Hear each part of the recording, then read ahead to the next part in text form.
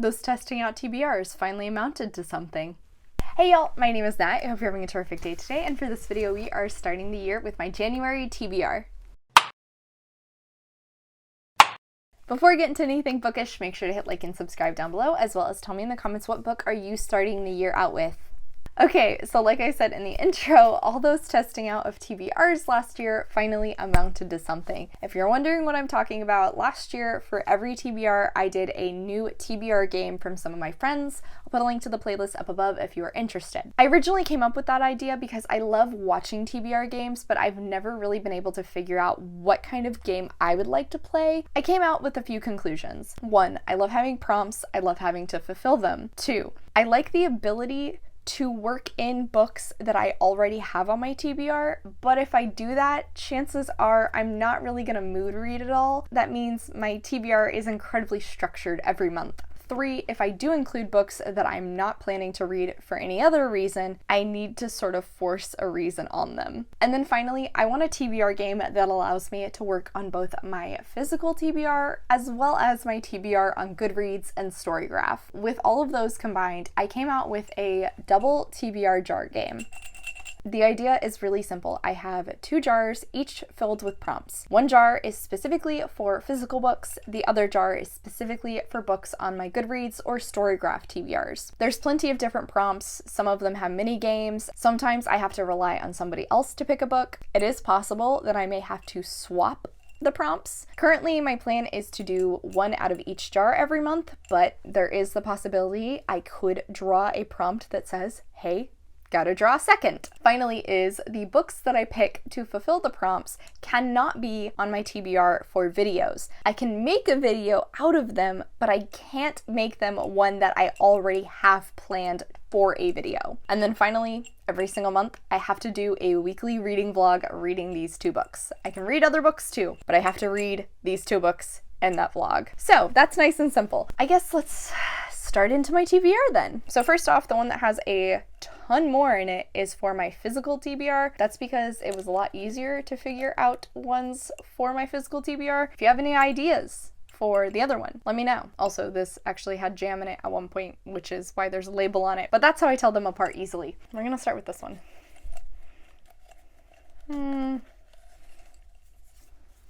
Okay, so we have a BIPOC author from my physical shelves, and then from my digital shelves, we're gonna get color in the title. Starting out with BIPOC author, let's see what I have. I think for BIPOC, I'm gonna go with When No One Is Watching by 𝗖cieः𝘁𝘁.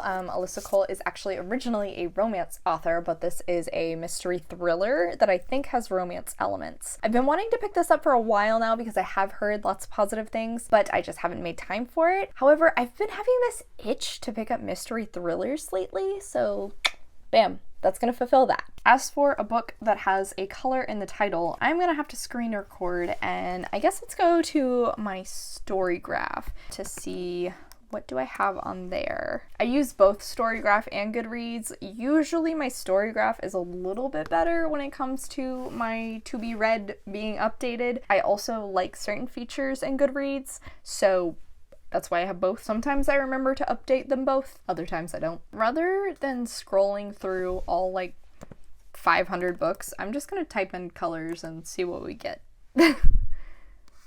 So we have a horror or historical fiction. I don't know if I really want to read either of those though. Let's try orange.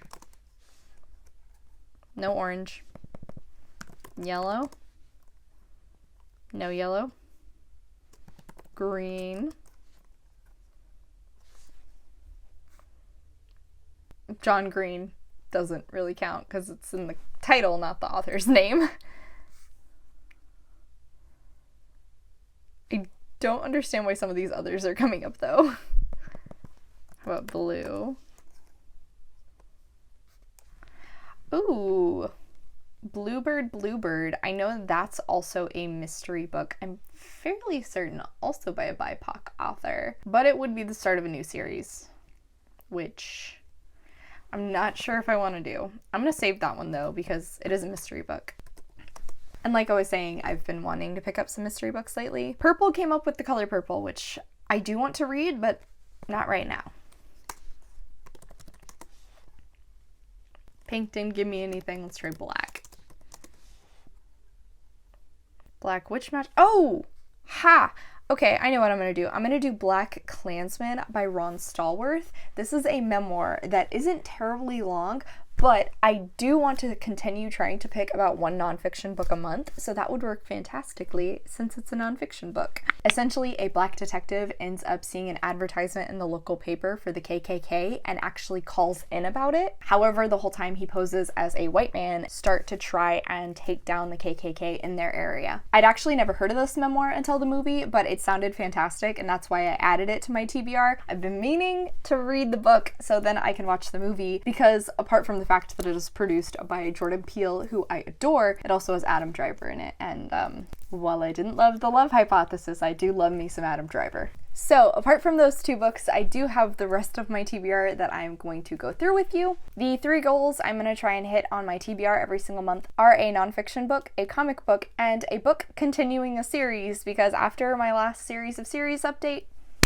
I need to work on that. So I'm actually going to be continuing a series with my comic book, in that I am going to finally continue the Nomen Omen graphic novel series. I read the first one for Halloween readathon in October, really enjoyed it. It has some basis in Celtic mythology, but with a urban setting. Also, we're following a girl who, while she can't see colors, she also no longer has a heart. The art style, because our main character doesn't see colors, is also absolutely gorgeous and fantastic. I've been meaning to continue this series.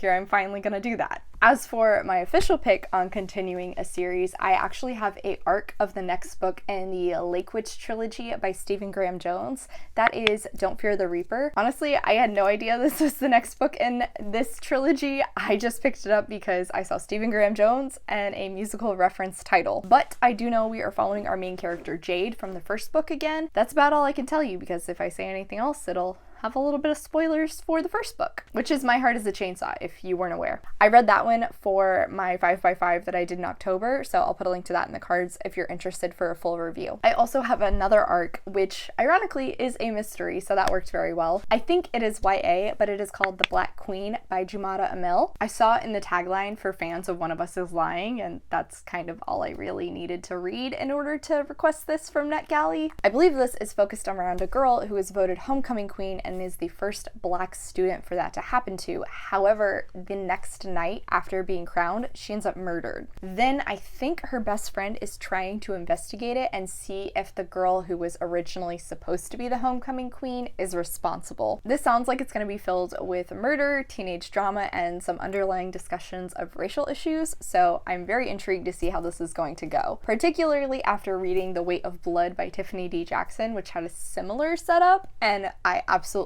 adored that. Then I have The Radleys by Matt Haig, which I believe is following a family of vampires who live in this neighborhood, but like they're trying to be vampires on the down low. I'm not really sure, honestly. I remember somebody explaining this to me a while back and it sounded very intriguing, which is why I added it to my TBR, but I'm picking it up for a video and I haven't bothered to actually look into what it's about past that. And then finally is Count Your Lucky Stars by Alexandria Bellafleur. This is the last in her, I think it's called Written in the Stars trilogy. Honestly, the first 2 didn't really sound that interesting to me, but this third one did catch my attention when I found out it was a second chance romance with a sapphic pairing. Okay, I'm officially gonna pick it up, and if I enjoy it, maybe I'll try out the rest of the series. I believe once upon a time the 2 main characters were best friends, tried to become a couple. It did not work out well. They ended up breaking up, and now it's 10 years in the future. Weird things happen and they actually end up living together. This sounds like it's going to be a tension-filled fun time, and I am intrigued to see where that goes. All right, and on that note, that is all of the books I am planning to read for January. That is literally 1 physical book off my TBR.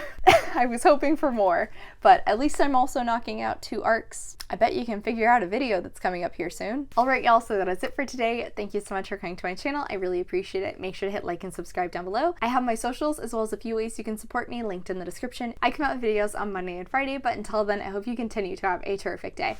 Love you, bye!